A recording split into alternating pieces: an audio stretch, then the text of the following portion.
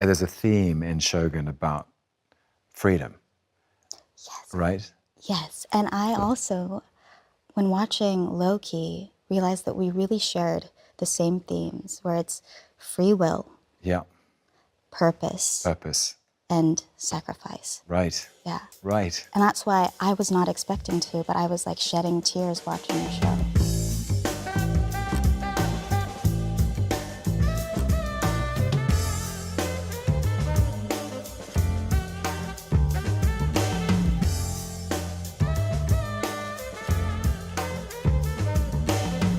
Well, Anna, I just wanted to say, like, it's such a pleasure to sit across from you and have this conversation, truly, because I think your work in Shogun is extraordinary.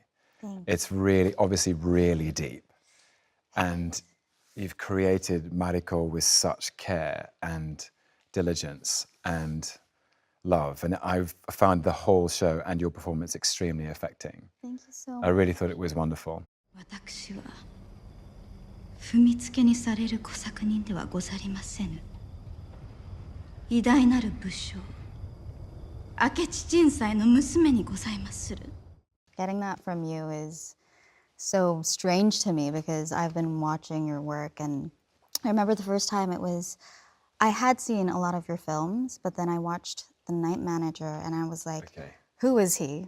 I need to look up all of his other stuff. And I just thought that you're, I don't know, so versatile, and I mean, you're one of the best actors that I thank you. just really be sitting down with and talking to. Thank you. So. But that's the fun, isn't it? The fun is in.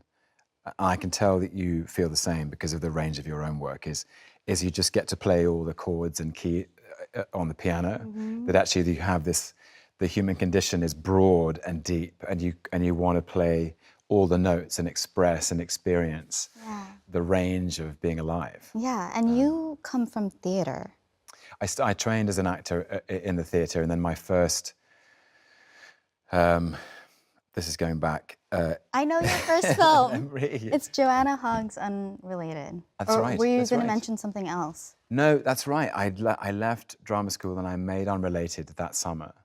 Right. And I was so, by the way, like 10 out of 10 for the research there. Or how do you know how you know about honestly, that film? Like, it's such a good film, and along with Archipelago, I was just like, wow, like it's so different from what I've experienced. And I wanted to ask you, like, what's the process on that? Like, how much is written on the script, and do you do rehearsals, and is it improv? Like, wow.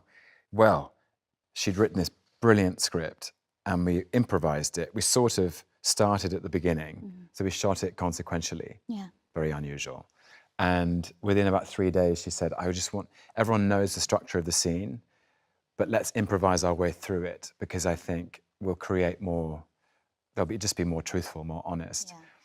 And I had never made a film before. And so I was like, I was so green. I was so unaware, really, of what I was doing. And I think it was a gift, actually, because it was a gift in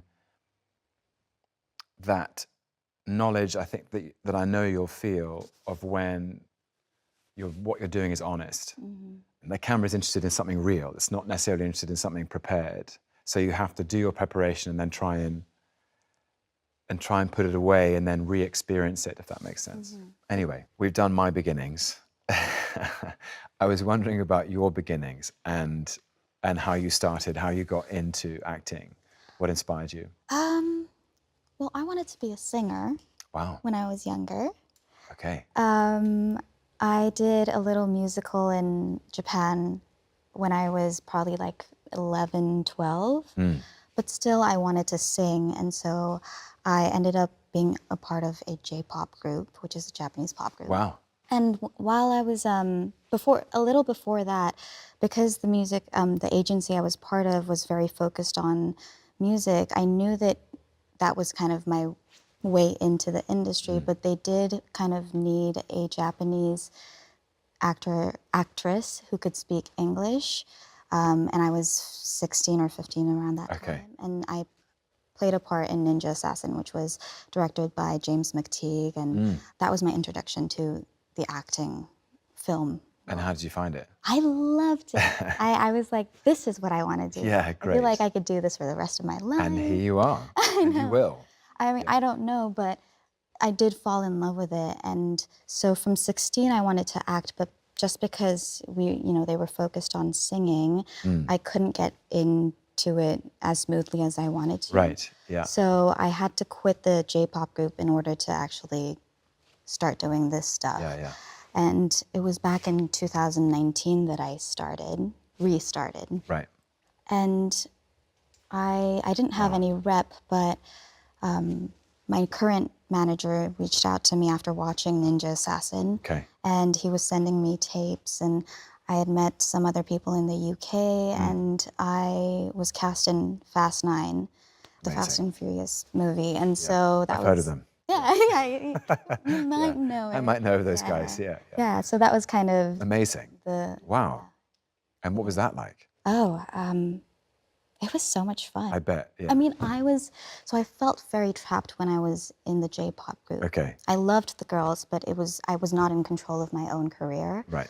So having experienced that and being able to audition for whatever I wanted to audition for. Play. Yeah, and the people are like, what do you want to do? I was like, you want to know what I want to do? So it was just so refreshing, and I felt so supported by my team, and to be able to go on set and work with these actors that you were always watching, it was just a dream come true. And then from F9, Pachinko? Yes, Pachinko. Well, I have to mention, I did a show called Kirihaji prior to Fast 9, and that was kind of when I was quitting the group. Right. Yeah, but Pachinko and then Shogun. And then Shogun. Yeah. Oh, wow. Wow. I mean, it's just that you are saying you only kind of restarted in 2019 is like extraordinary to me, actually. It was a couple of years ago. Well, not that long. Not too long ago. Yeah.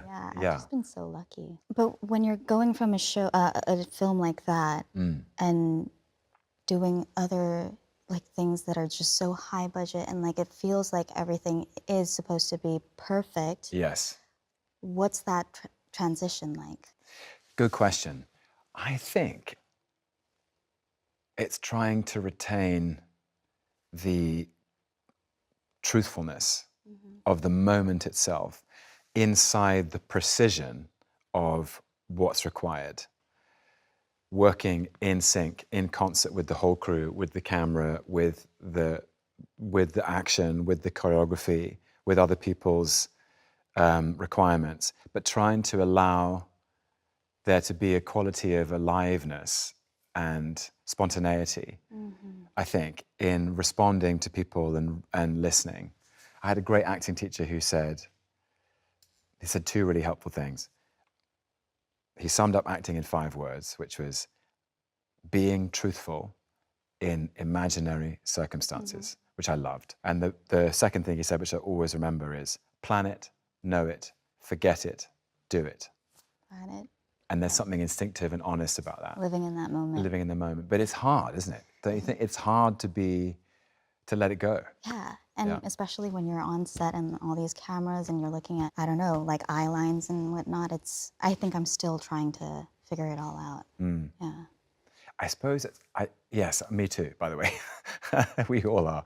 It's trying to light a bonfire underneath the imagination so that the imagination is somehow responding to something in that moment. Not like from this morning or the night before, or it's happening now. It's fresh. I guess. Does that make sense? No, it does make sense, but it's hard to do. Of course. And especially on something like Shogun, where I feel like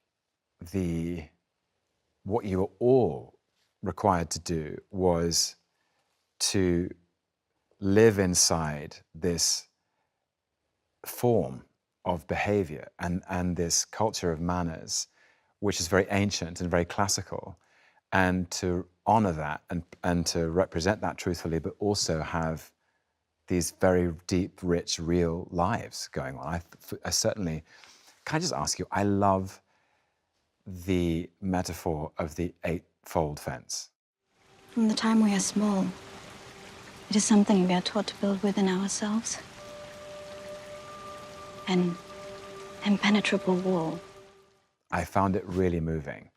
And the idea of a private self hidden within the many selves that we are, that is only for you. And I wondered how you related to that, because you're being so careful. You have such honor for, it seems, the form of the time, but also your spirit is very alive inside. I wanted to ask you about that and how you connected to that. Yeah, I think that it's kind of unfortunate that the women back then were so forced into those situations where they really had to like protect themselves. You know, they weren't permitted to speak up and to show exactly how they were feeling, and so that was kind of their escape. And it was easy for me to understand because the societal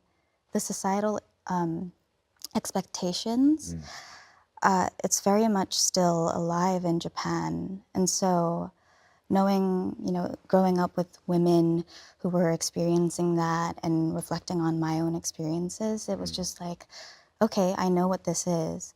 And it's beautiful because in the show, we get to see it as something that's a little bit like, it's not as negative as I just explained it. It's more Right. zen, and Yeah.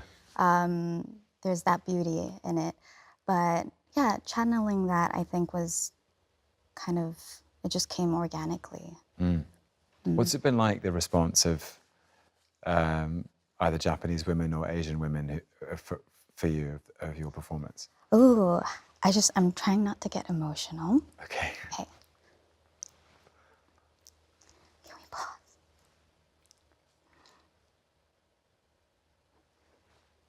Should we pause?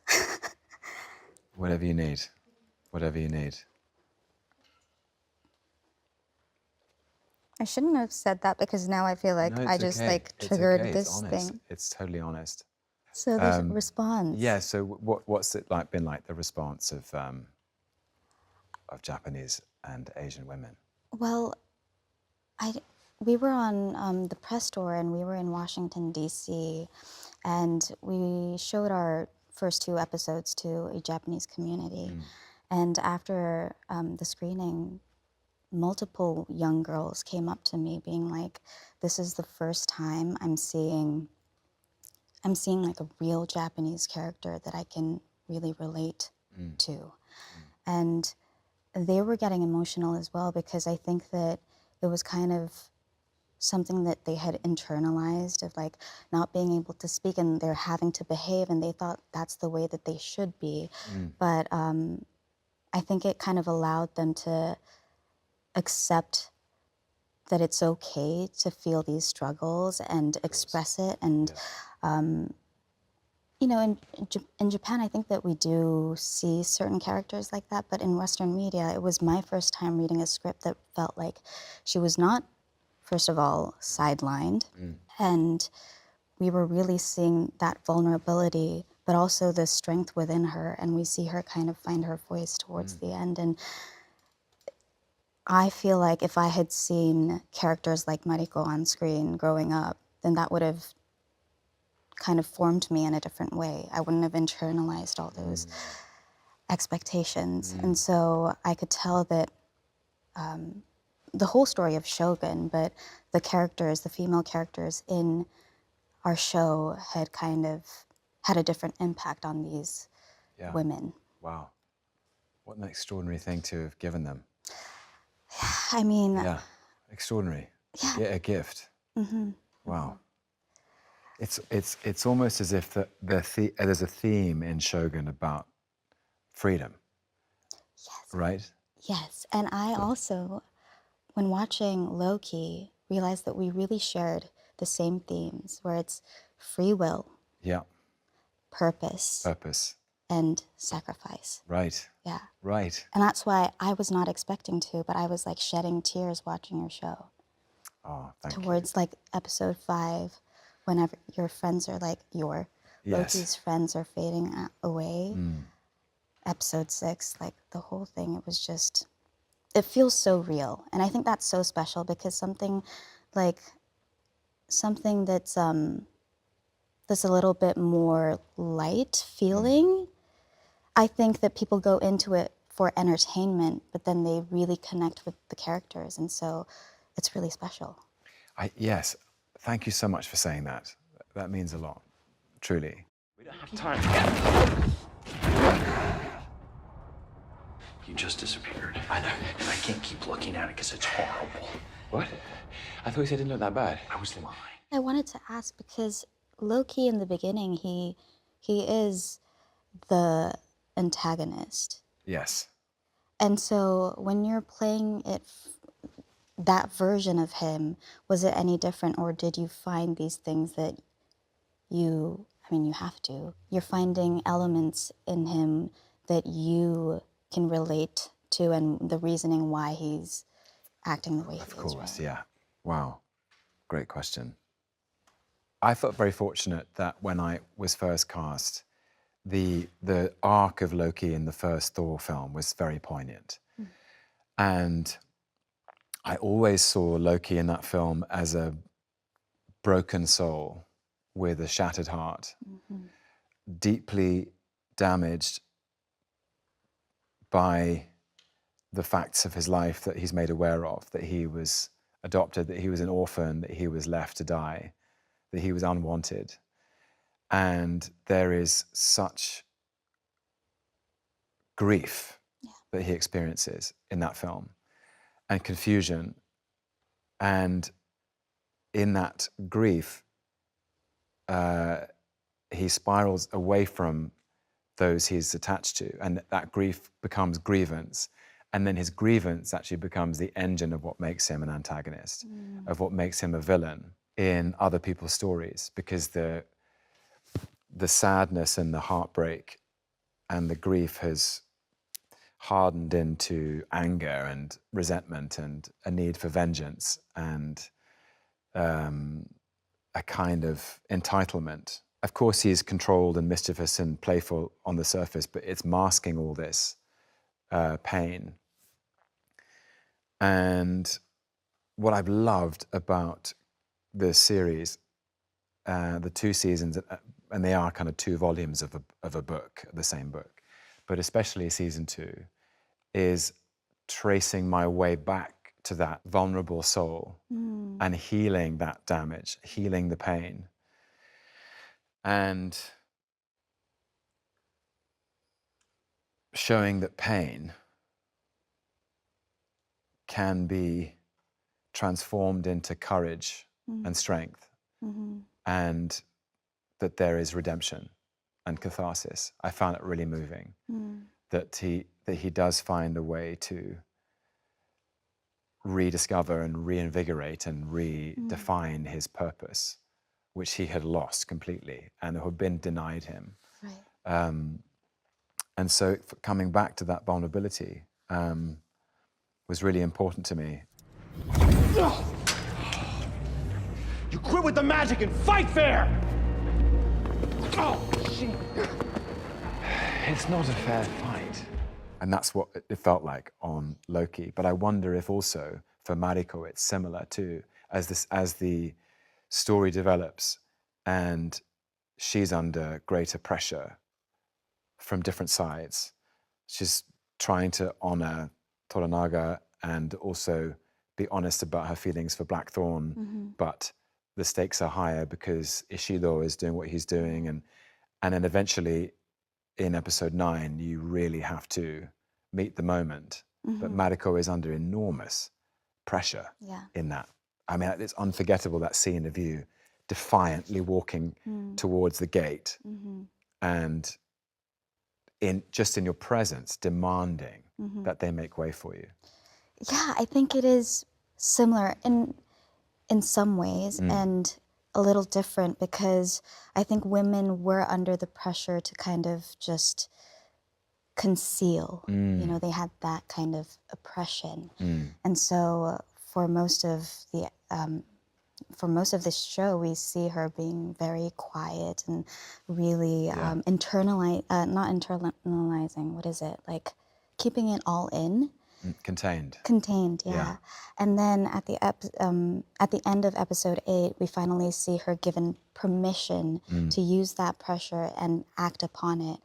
And in episode 9, I wonder, like, I've never really thought about it as pressure. I kind of thought of it as more like letting go. Wow. Yeah. Yeah. It's because that's kind of what she always wished to do, but wasn't able to because of all the rules and being a woman. And it's, I mean, I go way to the end of episode 9, but in the end, she's able to serve her purpose to the Lord and really reclaim her identity and Yes. kind of finish her father's battle and also just go get what she wants, is what she always wanted to just follow the footsteps of her family. So yes, it is pressure from the Lord to what is it? It is pressure to fulfill her duty, Yeah. but it's also very liberating for her because she finally gets to do what she's always wanted to Yes. achieve. Yes. And there's catharsis in that, Yeah. even in sacrifice. Sacrifice. I love that you Sacrifice. bring it up. Yeah. Oh my gosh. Yeah, because she knows that, you know, death can lead to a greater cause. And sacrifice for Loki, you know, all he wanted was to be with his friends. That was kind of what he was Yeah. looking for. And still, he chooses to be alone for everyone else so that they can keep living in the multiverse. Yeah. It's he gives his life for the lives of others. That last shot of you, well, first, the final line that you have, which is, I know what I want. Do you want to finish? Yes, I can. By the way, I well remembered. What does he say? I know what I want. Yeah. I know what kind of God I need to be Yes. for you, for all of us. Yeah. So beautiful. Thank you. Who thought of that line? Well, of course, Loki has been running and rerunning and rerunning and rerunning the same scene over and over again, hoping to and changing tiny things every time, trying to perfect, to get it right, to get the resolution that he wants. And his final, it's actually Sylvie who gives him the idea. Well, it's a mixture of Mobius and Sylvie. Mobius is the one who refashions his famous quotation back to him. He says, sometimes purpose is more burden than glory, you know, which is a riff on that iconic line, I'm burdened with glorious purpose. And then Sylvie gives him the idea that sometimes it's okay to destroy things if you can build something better in its place. And Loki thinks, I'm going to have to take the place of this mechanism which keeps people's lives together. And I just put myself in the emotional place of what would that be like to understand that the only way your friends could live would be to give your own life and sit in that reality and go back into that set and be surrounded by my friends. And then I think Loki walks down the stairs into a decompression chamber and he's followed by Sylvie and Mobius. And our directors, brilliant directors for episodes 1, 4, 5, and 6, Justin Benson and Erin Moorhead. There was quite a big setup. It was a really elaborate set. And they found me on the set and said, look, I think we've got probably about half an hour, 40 minutes until we're on you. What do you think you might want to say? And I said, So it wasn't in the script? Well, there was something there, but I can't remember exactly what it was.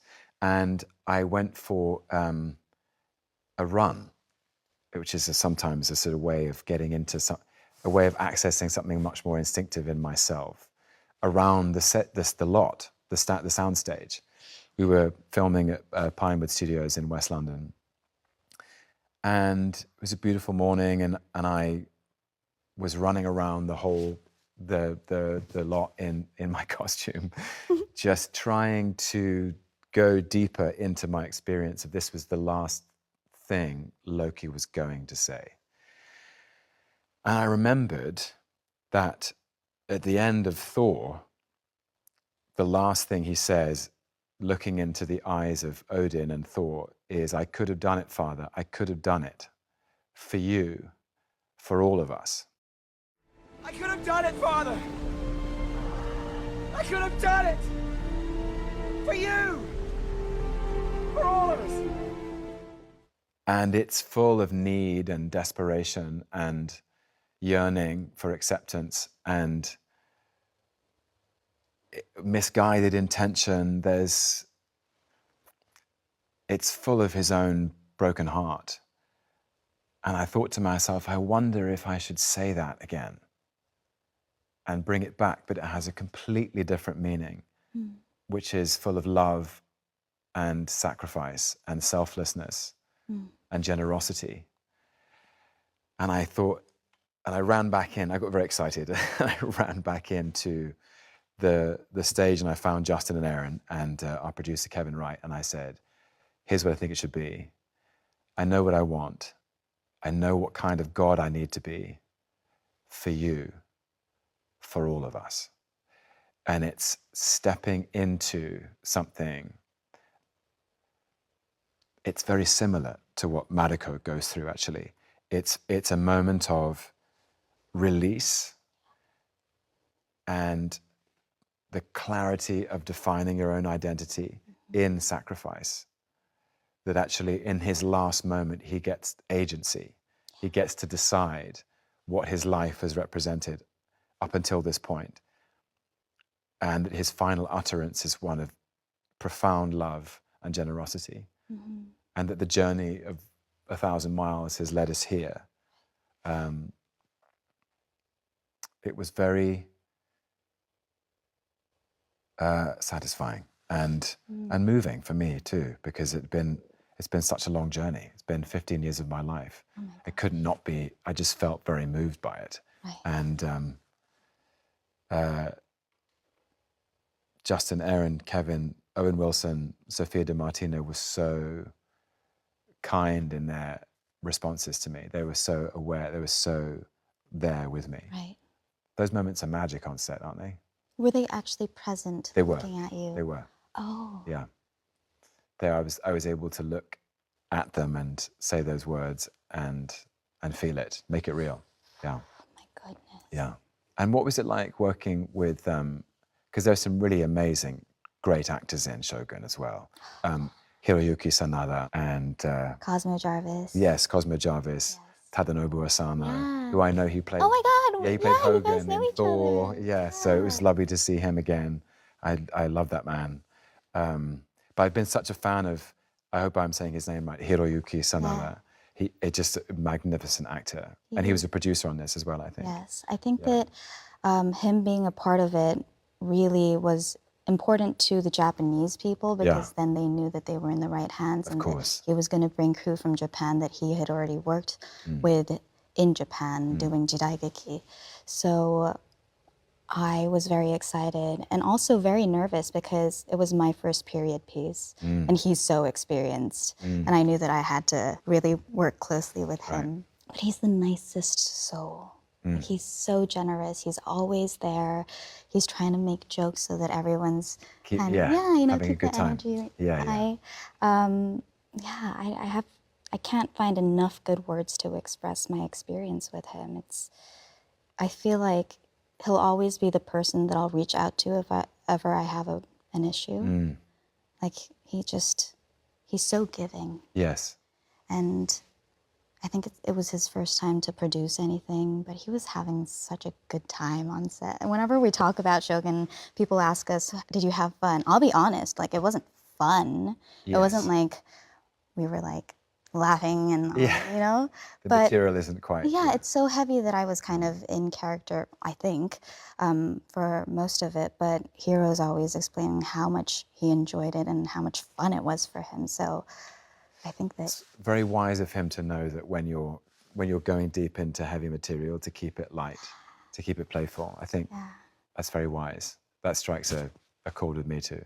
Does that make sense? It makes sense, but I feel like because Shogun was my first very heavy role, Yeah. I was like going deeper You were and there. deeper. And I was so exhausted, but yeah. And it was long, wasn't it? It was 10 months. It was 10 months. How long was Loki? Loki was 5 or 6 months of principal photography. And it had its own, in development it was longer. I was really honored to be a producer on it as well, a bit like Hiroyuki Sanada. So I was sort of, you know, you're building the plane as you're coming up to the runway. Yeah. But there was a momentum to it, which I remember very clearly. I remember we finished episode 1 and 2, and it felt like I was already like, I thought I'd run my laps around the track. I thought I'd run my race, and I went, hang on, there's 4 more episodes to go here. Okay. But when you're doing something like Loki, do you already know how and because you're a producer, do you know how the ending's going to be for your character in season 1, or did you go on to season 2 and then start to think about how you wanted to end the story? Yeah. The thing that excited me the most in season 1, I knew immediately from that first episode of season 1 that we were going to completely break Loki down, and he was going to experience a kind of existential crisis and feel very alone and very destabilized and open and raw. And I thought, what an extraordinary new starting point for his journey. And all I wanted actually when we started season 2 or started thinking about it was to bring it full circle, was to find a way of healing that broken soul, of making a second chance worth it. Right. That confrontation with all of his mistakes, and he's made so many, like any human being would confront you with the possibility of change. You'd have to change the tune. Yeah. You'd have to change the record, wouldn't you? If someone showed you a catalogue of all of your missteps and failures, you go, okay, if I get another go, I'm going to do it differently this time. And so season 2 was about bringing it full circle and actually going back through my journey with him. And, you know, I don't want to sound like lofty and poetic, but there was this line from a T.S. Eliot poem, The Four Quartets, that I gave to the writer, which was that the end of the last quartet goes something like, "We shall not cease from exploration, and the end of all our exploring will be to arrive where we started and know the place for the first time." And that became Loki taking his place on the chair at the end of time, at the throne he always wanted, but in a shape he would never have recognized or never have understood, with a purpose that was reinvigorated and redefined. It was arrive at where we started and know the place for the first time, to go back, to bring it kind of full circle. So that was the thing I cared most about. Right. That's beautiful. Yeah. So 10 months in Vancouver. Yes. A very deep exploration of a very deep soul. When the time comes, how did you say goodbye to Maрико? I didn't have time to say goodbye. You didn't say I really did not have time to say goodbye. So I wrapped. I went back to my apartment in Vancouver. Yeah. Slept 8 hours, woke up, and went to my next job. Oh my goodness. Yeah. Which was Monarch. Monarch. Which we also, there's a little bit of shared Yes. territory there. Yeah. Yes. Viewing I feel like you've worked more with the other kaiju than the one I worked with. Yes. Yes. But we maybe, I don't know. You maybe ever know. No. Who knows? Never know. Okay. How exciting. But yeah, Monarch. Okay. Yes. Yeah. Complex organization. Yeah, I remember just walking onto the set and having my hime bangs, the Maрико haircut. Right. Yeah, and we were trying to cheat it so that they couldn't see it, but I really didn't have time to like do anything to really say goodbye. So I think just going into that new character helped me just kind of leave her. Yeah. I had to So we force it. literally flew from Vancouver to... Oh, I was waking up in Vancouver, shooting in Vancouver. Oh my goodness. Yeah. So did you have a day? No, Not a single no, day. I mean it when I say I my slept and then I went to Wow. the next thing. That actually blows my mind. I don't know if I would do it again, Yeah. but I mean, Did you get to the weekend and then be like, wait, who am I? What's my name? I think it was happening when I woke up. I was like, okay, I guess I'm Kate now. Right. Yeah. You know, so. And did Kate feel radically different? Did it feel like Oh yeah, a vacation? everything's, you know, like you're wearing normal clothes, you're Yeah. walking normally, you don't have to study how to hold a cup. No. You know, we had to do everything on Shogun, so that was kind By of. the way, I can see the detail. It's really moving to see the detail. Really? Yeah. Yeah, we did work hard on that. You can see it everywhere. To just learn everything. Yeah. But yeah, that's how I said goodbye to Mariko, is just getting into another character. And for you, I mean, you played Loki for 14, 15 Yeah. months. How do you say goodbye? You can't really. There's a sense, I remember very clearly when we finished. And I just remember, I think, just looking around going, did we do it? Are we done? That's it? We're done. Nothing left. Sort of, are you sure we didn't need to pick anything up? You still wanted to. Yeah, like we're all here. We've got 5 more minutes. But then that feeling of, I just felt this wash of relief, because it had been a very meaningful experience. It had been a very committed shoot from everybody, and that sense of the exhale that it's done. It's in there somewhere. Yeah. We've got to edit it and organize it and collect it and give it shape. But there's feeling in there somewhere. Like you gave it everything. Yeah, and you kind of just feel light. And we actually finished, it was like 2 or 3 in the morning.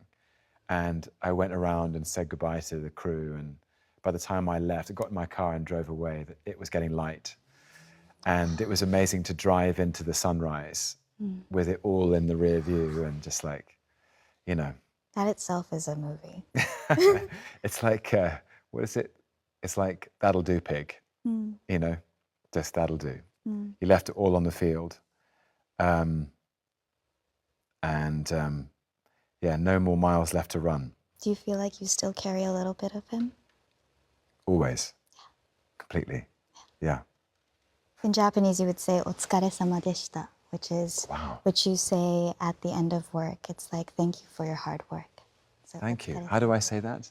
"otsukaresama deshita." Otsukaresama deshita. Lovely. I'm going to take that with me. Thank you. Thank you. It was That was so sweet. nice. Otsukaresama deshita. Otsukaresama deshita.